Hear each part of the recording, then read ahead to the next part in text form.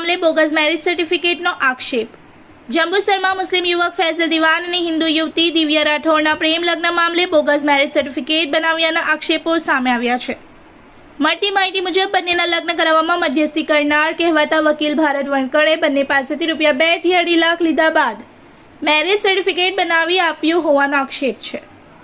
લગ્ન બાદ બંને પોતાના વતન કિયા ગામે ગયા હતા। ત્યારબાદ સમગ્ર મામલે જંબુસર પોલીસને જાણ કરવામાં આવી હતી। આશરે 3 મહિના બાદ દિવ્યા રાઠોડના પિતા કિરીટ રાઠોડે જંબુસર પોલીસ સ્ટેશનમાં ફરિયાદ નોંધાવી હતી કે રજૂ કરાયેલ મેરેજ સર્ટિફિકેટ ખોટું હોવાનું જાણવા મળ્યું છે। ફરિયાદના આધારે જંબુસર પોલીસે તપાસ હાથ ધરી હતી। હાલ ફૈઝલ દીવાન પોલીસ કસ્ટડીમાં હોવાનું અને 2 દિવસના રિમાન્ડ પર હોવાનું જાણવા મળ્યું છે। સમગ્ર મામલે પોલીસ દ્વારા મેરેજ સર્ટિફિકેટની ખરાઈ સહિતના મુદ્દે તપાસ કરવામાં આવી રહી છે। બીજી તરફ દિવ્યા રાઠોડે પોતાના ઇન્સ્ટાગ્રામ એકાઉન્ટ મારફતે ખુલાસો રજૂ કરી પોતાના ઉપર કરવામાં આવેલા તમામ આક્ષેપોને પાયાવિહોણા ગણાવ્યા છે અને સમગ્ર મામલે યોગ્ય ન્યાયની માંગ કરી છે।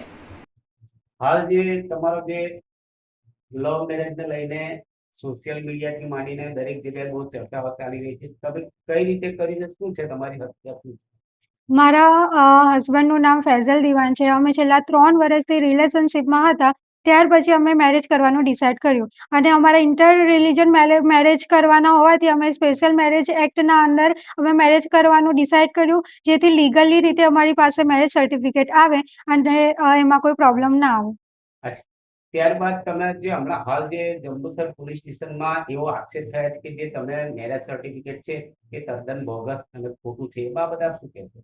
એ બાબતે હું કહેવા માંગુ છું કે જે અમારા વકીલ હતા એ દિવાળીપુરા કોર્ટમાંથી અમારો એમનો સંપર્ક થયો હતો અને ત્યાર પછી અમે તારીખ 8 મેના રોજ અમને કુબેર ભવન ખાતે લઈ જઈને ત્યાં જે મેજિસ્ટ્રેટ હોય છે તેની સામે અમારું નામ તથા ફાધરનું નામ પૂછવામાં આવ્યું।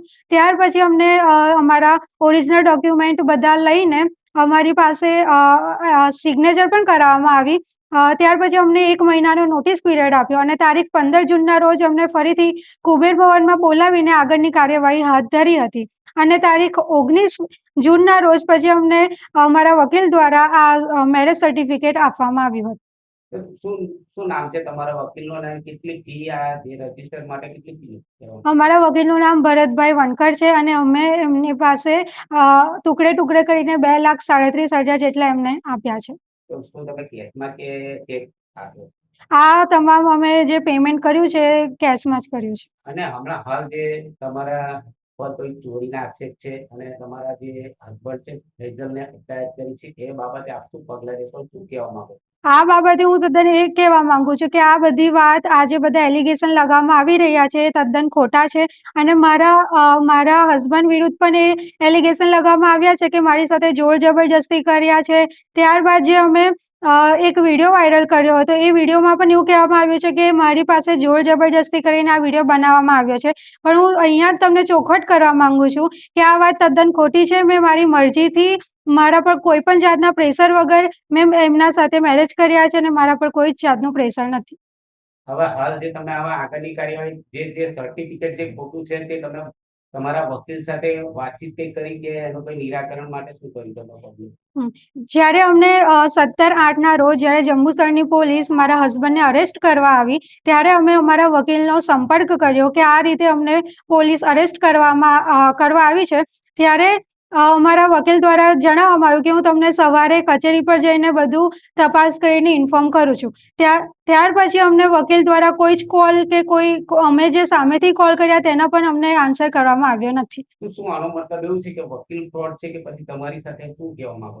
આમાં તો એ જ સાબિત થાય છે અમે અમારું સર્ટિફિકેટ કઈ જાતે બનાવ્યું નથી કે ના મારા હસબન્ડને બનાવ્યું છે ના મેં બનાવ્યું છે। અમને જે વકીલ દ્વારા જે આપવામાં આવ્યું છે એ જ સર્ટિફિકેટ અમે જંબુસર પોલીસ સ્ટેશનમાં રજૂ કર્યું છે। હવે એ સાચું હોય ખોટું હોય એ અમારો વિષય નથી, એ અમને અમારા વકીલ દ્વારા આપવામાં આવ્યું છે। તેથી મેં પોલીસને નમ્ર વિનંતી કરું છું કે આ કેસની નિષ્પક્ષપણે જાંચ કરવામાં આવે અને આ કેસના જે મુખ્ય આરોપીઓ છે એમને પકડવામાં આવે। હવે આની અંદર તમે મદદગારીની અંદર ફિરોઝ દીવાનું પણ નામ ઉમેરવામાં આવ્યું, શું એ ખરેખર તમારી સાથે હતા ખરા? ના, એ ફિરોઝ દીવાન જે મારા મામા સસરા છે એમને કોઈ જ એમનો અમારી સાથે કોઈ લેવા દેવા જ નથી। ખાલી એમને અમારી પાસે જે સર્ટિફિકેટ આવ્યું હતું એ અમે પોલીસ સ્ટેશનમાં એમના દ્વારા રજૂ કર્યું હતું, બસ, બીજું એમના જોડે અમારો કોઈ લેવા દેવા નથી। સોશિયલ મીડિયામાં તમારી માતા દ્વારા એવો આક્ષેપ કરવામાં આવ્યા છે કે જ્યારે મેરેજ કર્યા પછી તમે એમનો સંપર્ક કર્યો નથી, કાં તો પછી એ લોકો ને તમને કઈ મુલાકાત નહીં થઈ, એ બાબતે આક્ષેપ ઘણા બધા છે. એ બાબતે શું કહેશો? હું આ બાબતે તમને ઇન્ફોર્મ કરવા માંગુ છું કે અમે જંબુસર પીઆઈ ને જ્યારે અમારું મેરેજ સર્ટિફિકેટ મોકલ્યું હતું ત્યારે પીઆઈ દ્વારા કહેવામાં આવ્યું હતું કે તમારા ઘરના લોકો જોડે વાત કરી લો ને એમને પણ ઇન્ફોર્મ કરી દો. ત્યાર પછી મેં મારા પપ્પા જોડે કોન્ટેક્ટ કર્યો હતો, પણ પપ્પાએ મારા જે ભાઈઓ અને મારા જે મામા છે એમને ફોન લઈ લીધો હતો અને મારા જોડે મને અપશબ્દ બોલ્યા હતા અને મારા પપ્પા મમ્મી જોડે કોઈના જોડે મને વાત કરવા દીધી ન હતી.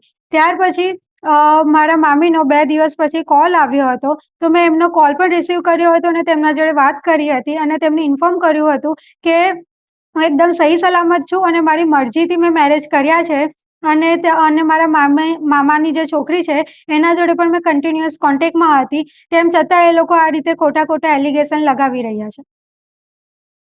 इस वीडियो को लाइक करें, हमारे चैनल को सब्सक्राइब कर बेल आइकन जरूर प्रेस करें हमारी न्यू वीडियो सबसे पहले देखने के लिए।